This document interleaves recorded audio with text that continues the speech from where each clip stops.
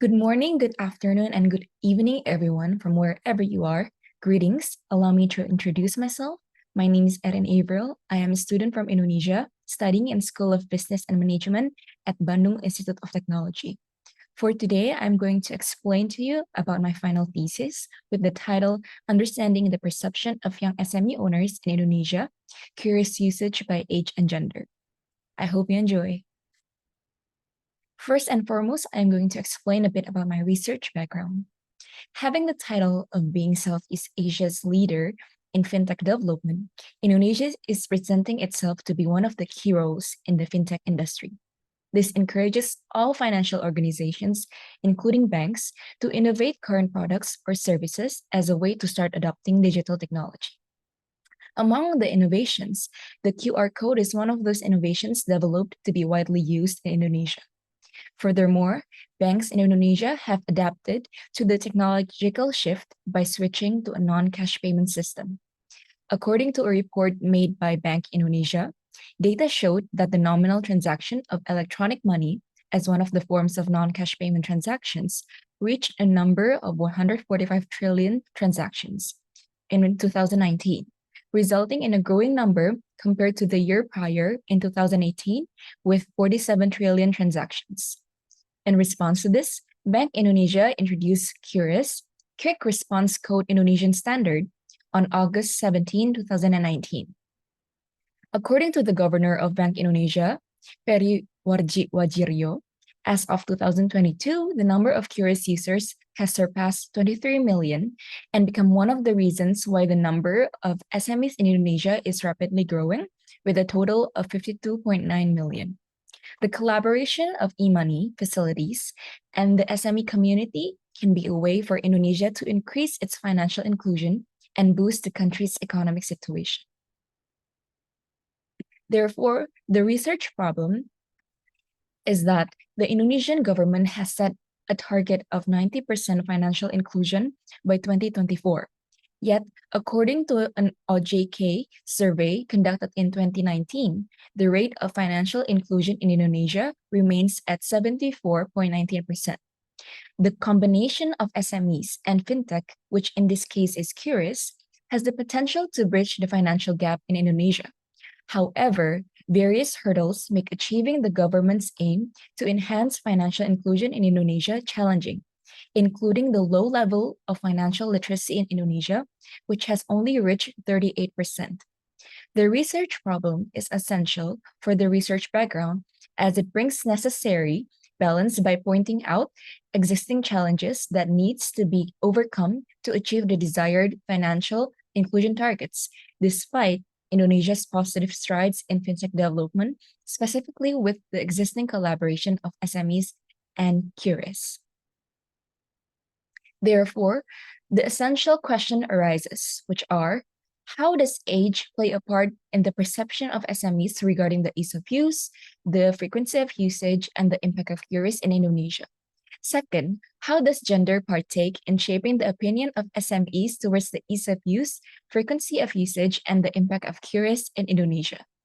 With the aim to examine and investigate the different perceptions that can vary by age group and by gender in terms of the ease of use, the frequency of usage, and the impact of QRIS among SMEs in Indonesia. Here are some statements from past research that support the topic of my thesis. First, by Sulistianingsih and Hanggraini in 2021, where they stated that the psychological factors such as perception, attitude, and trust can also affect the acceptance and usage of QRIS by SMEs in Indonesia.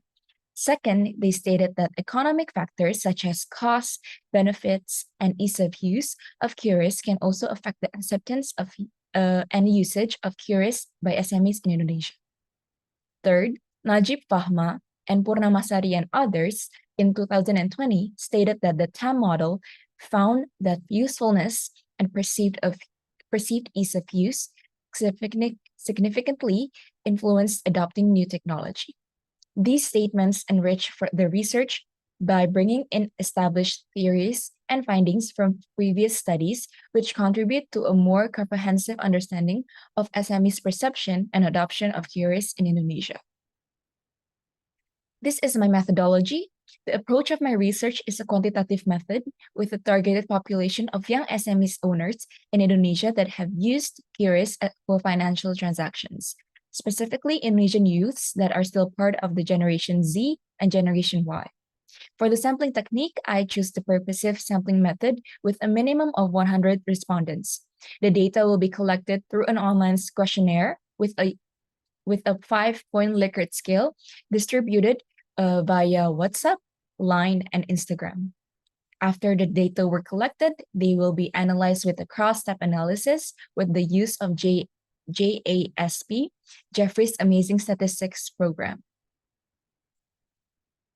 Here is the respondents' demographic.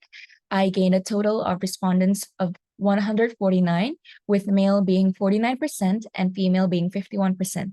And I classified the age with two classes, above 18 with 47.7% and below 18 with the result of 52.3%. Here is my data analysis. Like I said before, I used cross-tabulation. The first category is gender, and I counted towards the ease of use first.